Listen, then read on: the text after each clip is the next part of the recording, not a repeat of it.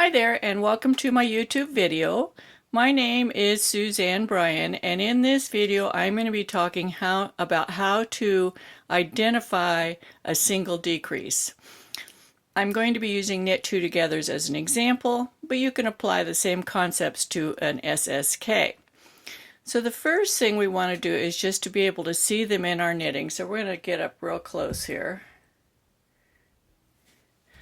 We'll start down here at the bottom. So you can see that when I cast on, you can see the cast on stitches. This is the cast on row. And then I worked a purl row. Then I worked a decrease row. And what happened is I did a knit two together. So these two stitches that were cast on became one. You can see that this column literally disappears underneath this column. This column is complete. This column's complete. This is complete. This one disappears underneath this stitch. So this is the knit two together right here. And then we go up a few rows. I worked 4 rows and I did another knit two together. So we can see that this column comes up and disappears. It stops right here. This one continues, this one continues, this one continues. You can see the V's in the columns, right? Those are the stitches. Stitches look like V's. So these V's come up like this, and then you just see a part of a V because the other part is underneath this one. A knit two together leans to the right, like this, and the symbol for it is a right leaning slant in a chart, because the knit two together actually leans to the right. And you can see that the effect is that it pulls the fabric that's on the left here on top of the fabric that's on the right. Here's another column coming up and it disappears here. This is the knit two together. Then I did them every other row a couple times just so you can see the difference. Now if we go back to looking at the big picture, we can see the effect that this has on the fabric. This fabric, all of these rows are complete and they go all the way up to the needle, all of these. These rows, one by one, end underneath this row. This one ends, this one ends, this one ends, and this one comes up to the needle. So in essence, this fabric is being engulfed by this fabric. It's kind of like the tectonic plates on the earth. This is the Pacific Rim part coming up over the continent. You can see that the effect is that this part of the cast on gets pulled up. So it's not straight here. If we made it straight, we'd get a buckle in the fabric. So this goes up. The decreases tend to pull the fabric in like this. So they're pulling down here, which causes this to come down like this. So now let's talk about how do you identify these in your knitting, because most people look at that area where those two stitches come together underneath one and they think of that as the decrease. So I worked a wrong side row in the green yarn and I'm going to work my next right side row in the white yarn, and let's see, this is the decrease row. So I'm going to make my decrease here. Let's see what it looks like. So I'm going, and the same thing applies to an SSK, it just leans to the left instead of to the right. Let's move this yarn so it's not going there. And let's see, where is our decrease? Is going to be here, right here. So we're going to knit these two together. And then continue knitting across the row. And I'm going to cut the video here because I'm going to knit back a row so that these aren't directly underneath the needle, so we can take a better look at it and we'll analyze it. See you back in a second.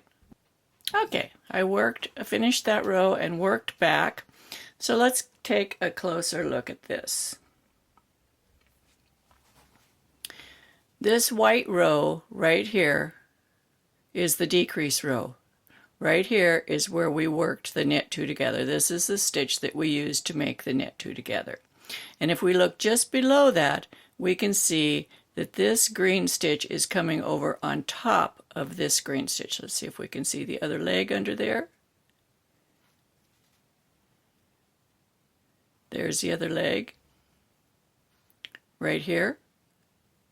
Here's the first leg. Here's the second leg. It's being pulled over underneath this stitch. Here's the stitch that's to the right of the stitch that's on top. So this is a knit two together. The left stitch comes on top of the right stitch. This one pretty much goes completely underneath the left stitch and disappears. It's consumed. So what we see that looks like the knit two together is really the row below the action. The action took place on this row, and these stitches are all nice and well represented across here. None of them are pulling one on top of the other. It happens in the row below. So what are the ramifications for this? When you're counting, do you count this as the decrease row right here, where this one's consumed? No. You count this as the decrease row. So if you want to work a decrease row every 4 rows, this would be the 4th row. Well, this is going to be every 2 rows here. We did it every other row. So this is the last row. This is a decrease, and we want to do it 2 rows further. We do not count this as row 1 because it is the decrease row. See, here's the 2 stitches pulled on one on top of each other. So we'd count 1, 2, then we work the decrease row, and it pulls these 2 stitches on top of each other. Let's look down here. So the first one happened right here. This is where they were pulled together. So this is the decrease row right here. That's the last row of the decrease. And I did another one in 4 rows. 1, 2, 3, 4. Decrease row, because here's the 2 stitches. 1, 2, 3, 4. This is the decrease row. Here's the 2 stitches decrease. Then I did 2 rows. 1, 2. Here's the decrease row. 1, 2, decrease row. So let's say you're doing a toe of a sock and you're trying to figure out, did you do the decrease row? You're doing cuff down toes. Did you do the decrease row last row or the row before? If there's 1 stitch above where the 2 stitches are coming together, this is the decrease row. So you just did a decrease row. You would want to do another plain row and then a decrease row if you're doing them every other row or every other round. Now I did this flat, knitting back and forth, but all of the principles apply to knitting in the round. Same thing. In fact, it's even more important because knitting in round is easier to get confused how many rounds you've done between the decrease. Here's what appears to be the decrease, but this is the round that it was worked on. So if we're knitting along and we come to this spot and we see that there's 1 stitch here below our needle and then there's 2 together, this was a decrease round.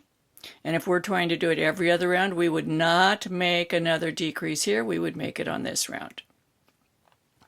I hope this helps you in being able to read your knitting and understanding what's happening when you're making decreases. I plan on making further videos that go into greater depth about knit two togethers and SSKs and how to use them. If you like my videos, please subscribe to my channel. There's a button down here you can hit that says subscribe. There's also a thumbs up that you can hit that says you like my video, and you can share them with your friends. You can share them on Facebook, Pinterest, Ravelry, or in Reddit, any other social group that you belong to, so that others can watch my videos. And there'll be plenty of information down there and below for the links of the other videos. I also have 2 groups, social groups that you can join. One is on Facebook. It's called Knitting with Suzanne Bryan. The other one is on Ravelry. It's also called Knitting with Suzanne Bryan. The links to those will also be below this video. So I hope you enjoyed this and have a great day and happy knitting.